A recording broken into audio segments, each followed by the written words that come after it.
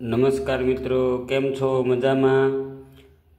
તો આજથી આપણે પોલીસની તૈયારી કરતા ઉમેદવારો માટે ઉપયોગી વિડીયો છે એ ચાલુ કરવા જઈ રહ્યા છીએ.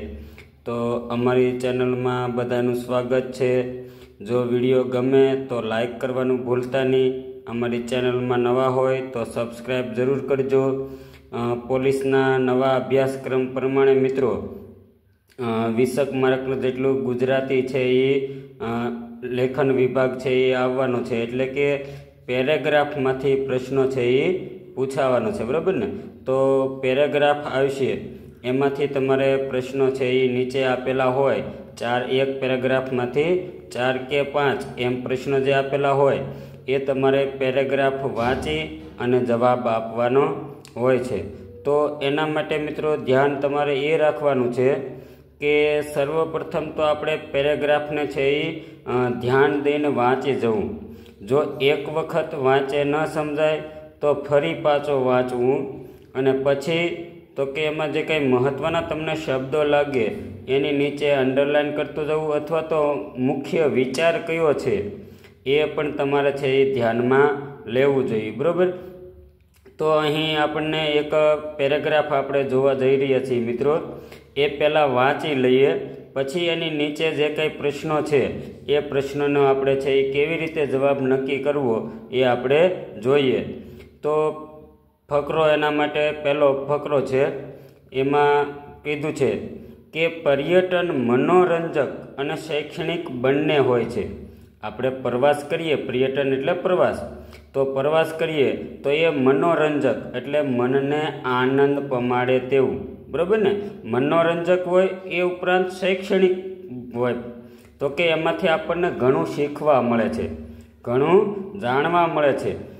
એટલે પર્યટન છે એ મનોરંજક અને શૈક્ષણિક બંને હોય છે. તેને હંમેશા શિક્ષાનું મહત્વપૂર્ણ અંગ માનવામાં આવ્યું છે. એવું જ નહીં મિત્રો કે આપણે પુસ્તકો વાંચે રાખવા, બરાબર? એ જ પુસ્તકો તો શિક્ષાનું અંગ છે જ તે. એ ઉપરાંત પર્યટન, તીર્થ સ્થાનોની મુલાકાત લેવી એને પણ આપણે શિક્ષાનું મહત્વપૂર્ણ અંગ માનવામાં આવ્યું છે. યુરોપમાં કોઈ નવયુવકને ત્યારે જ પૂર્ણ શિક્ષિત માનવામાં આવે છે.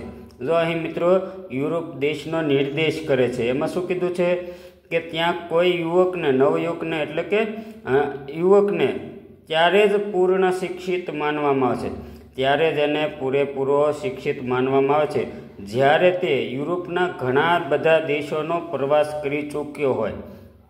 એટલે કે યુરોપ દેશમાં, યુરોપ ખંડના ઘણા દેશોનો જેણે પ્રવાસ કર્યો હોય, મુલાકાત લીધી હોય, તો એને જ છે એ પૂર્ણ શિક્ષિત માનવામાં આવે છે. પ્રાચીન ભારતમાં પણ, એટલે કે આપણા જૂના ભારતમાં, જૂના સમયમાં, ભારતમાં જૂના સમયમાં આપણા ઋષિ પર્યટનના મહાન મૂલ્યને સમજતા હતા. આપણા જે ઋષિમુનિઓ હતા એ પર્યટન એટલે કે પ્રવાસના મહાન મૂલ્યને, એટલે કે એનાથી મોટું મૂલ્ય પ્રાપ્ત થાય અથવા તો એ મહાન મૂલ્ય કહેવાય, એ તેઓ સમજતા હતા. તેઓએ આને બધા માટે પવિત્ર કાર્ય બનાવી દીધું. શું કે છે? તેઓએ આને એટલે કે પર્યટનને બધા માટે એટલે કે સર્વ માટે પવિત્ર કાર્ય બનાવી દીધું, અને પવિત્ર કાર્ય છે એમ એણે કીધું છે કે જેથી તેઓ ભારતના જુદા જુદા ભાગોમાં આવેલા તીર્થ સ્થાનોમાં ફરે. એણે મહત્વપૂર્ણ દર્શાવ્યું છે. એટલે એવું કહેવામાં આવે છે કે ભારતના જુદા જુદા જે ભાગોમાં તીર્થ સ્થાનો જે આવેલા છે ત્યાં ફરે, એટલે કે પ્રવાસ કરે. આનાથી ભારતીયોમાં એકતાની ભાવનાને પ્રોત્સાહન મળે છે, જેને કારણે આપણે વિવિધ લોકોના સંપર્કમાં આવીએ એટલે એ લોકોની ખાસ જે વિશેષતાઓ હોય એનાથી આપણે આકર્ષાઈએ તો આપણને એના પ્રત્યે હમદર્દી જાગે, બરાબર ને?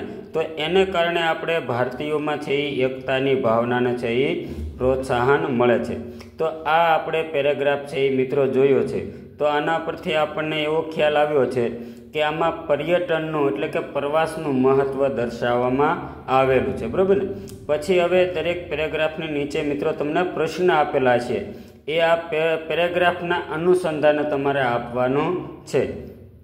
એમાં પહેલો પ્રશ્ન છે મિત્રો જો કોઈ વાસ્તવિક શિક્ષા પ્રાપ્ત કરવા માગે તો તેના માટે ખાલી જગ્યા કરવું મહત્વપૂર્ણ છે.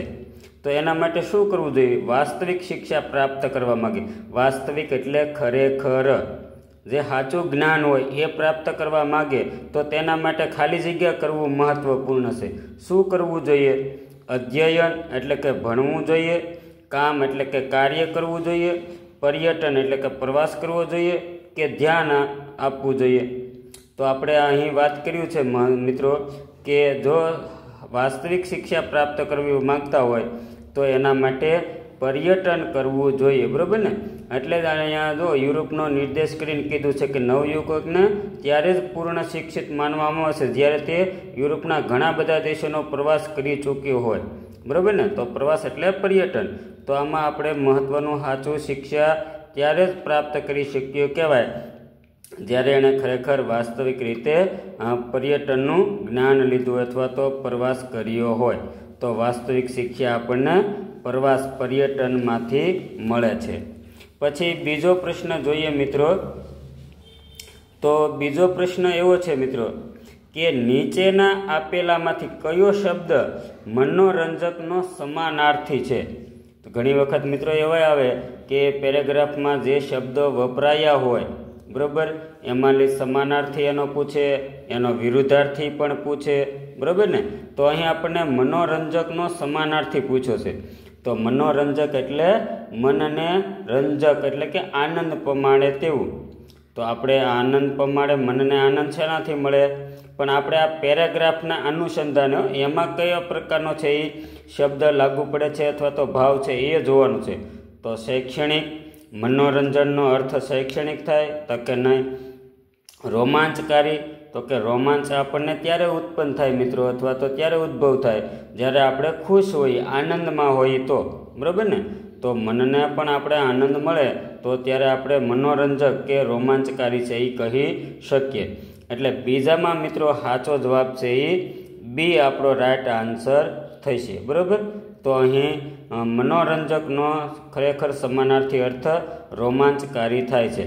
થકાવટવાળું તો થાય નહીં, ત્રાસદાયક. હા, આનો વિરુદ્ધાર્થી પૂછવો હોય મિત્રો તો થકાવટવાળું કે ત્રાસદાયક આપણે કહી શકીએ.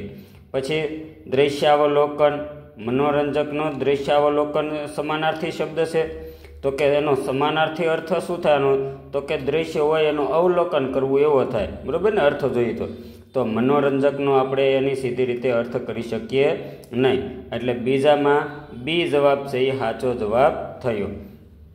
પછી જોઈએ ત્રીજો પ્રશ્ન છે મિત્રો. ખાલી જગ્યા સ્થળોની યાત્રા કરવી પ્રાચીન ભારતમાં પવિત્ર સમજવામાં આવતું હતું. તો આપણે અગાઉ જોયું છે તીર્થ એટલે કે પ્રવાસ, બરાબર ને? પર્યટન. તો તીર્થ સ્થળોની યાત્રા કરવી, બરાબર? તીર્થ સ્થળોની યાત્રા કરવી એ પ્રાચીન ભારતમાં પવિત્ર માનવામાં આવતું હતું. આપણે જોયું છે ને કે જુદા જુદા જો ભારતના જુદા જુદા ભાગોમાં આવેલા તીર્થ સ્થાનોમાં ફરે, બરાબર ને? તો તીર્થ સ્થાનોની યાત્રા કરવી એ આપણે અથવા તો ભ્રમણ કરવું એને આપણે પવિત્ર સમજવામાં આવે છે. એટલે ત્રીજામાં બી જવાબ થશે. પછી ચોથો પ્રશ્ન છે. લોકો જો વધુ ખાલી જગ્યા કરે તો તેમને બીજાઓ સાથે એકતાનો અનુભવ થાય. લોકો શું વધુ કરે તો એને કારણે એને બીજા સાથે એકતાનો અનુભવ થાય. તો એમાં છે પર્યટન, બીમાં છે વાતચીત, સીમાં છે રમત અને ડીમાં છે પ્રશ્ન. તો બીજા સાથે એકતા મિત્રો ત્યારે જ આપણે છે એ કેળવી શકીએ જો લોકો વધુ પ્રમાણમાં પર્યટન કરે. પર્યટન એટલે કે પ્રવાસ કરે તો, બરાબર ને? તો આપણે અહીંયા જોયું છે પેરેગ્રાફમાં પણ આપેલું છે કે જો તીર્થ સ્થાનોમાં ફરે તો એનાથી ભારતીયોમાં એકતાની ભાવનાને પ્રોત્સાહન મળે, આપ્યું છે ને? તો આ પ્રમાણે આપણે છે એ ચોથામાં છે એ જવાબ છે એ રાઈટ આન્સર કરીશું, બરાબર મિત્રો? ચાલો પછી જોઈએ પાંચમો પ્રશ્ન. તો પાંચમો પ્રશ્ન એવો છે કે ઋષિ તે વ્યક્તિ છે જે ખાલી જગ્યા હોય છે. ઋષિ કોને ગણવામાં આવે છે? તો એમાં છે વિદ્વાન, બીમાં છે ચાલાક, સીમાં છે સ્વતંત્ર કે ડીમાં છે દુષ્ટ એટલે કે પાપી. તો આપણને ખબર છે મિત્રો કે ઋષિ કાંઈ દુષ્ટ કે પાપી હોય નહીં, સ્વતંત્રનો એનો કંઈ મહત્ત્વનો હેતુ તો છે નહીં, અને ચાલાક પણ ન હોય. તો વિદ્વાન હોય એને આપણે ઋષિ તરીકે ઓળખીએ, બરાબર ને. તો વિદ્વાન એટલે કે જાણકાર, એટલે કે પહેલાંના ઋષિ મુનિઓ ખૂબ છે એ જ્ઞાની હતા, વિદ્વાન હતા, એટલે આપણે એને વિદ્વાન તરીકે છે એ ઓળખીએ અથવા તો વિદ્વાન હોય છે. તો પાંચમામાં છે એ મિત્રો એ જવાબ છે એ રાઈટ આન્સર થશે. ઓકે. તો જો તમે મિત્રો પોલીસની તૈયારી કરતા હોય અને ગુજરાતી આવા પેરેગ્રાફ ફકરાની તૈયારી કરવા માંગતા હોય તો અમારા વિડીયોને લાઇક જરૂર કરજો, ચેનલને સબસ્ક્રાઈબ જરૂર કરજો. તમને આવા જ છે એ પ્રશ્નો અને એના જવાબો છે એ તમને મળતા રહેશે. Thank you for watching my video.